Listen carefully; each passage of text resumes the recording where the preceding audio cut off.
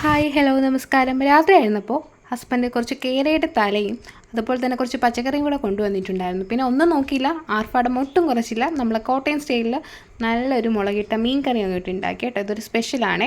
ഈ ഒരു മുതുക്കം കണ്ണ് കണ്ടിട്ടുണ്ടായിരുന്നു നിങ്ങൾ?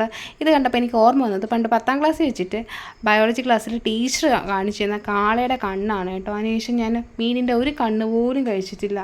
എപ്പോഴൊക്കെ ഈ കണ്ണ് കാണുന്നു അപ്പോഴല്ലേ എനിക്ക് കാളയുടെ കണ്ണാണ് ഓർമ്മ വരുന്നത്. അല്ലെങ്കിൽ ഈ പിള്ള മനസ്സിൽ കള്ളമില്ല, ബാല്യകാലത്തുള്ള ചാബല്യങ്ങളെല്ലാം പിന്നെ വളരുമ്പോഴും ഉണ്ടാവുമെന്നൊക്കെയാണല്ലോ പറയാറ്. എന്തായാലും കറി ഉഗ്രനായിരുന്നു. തലക്കറി എൻ്റെ ഫേവറേറ്റാണ് കേട്ടോ.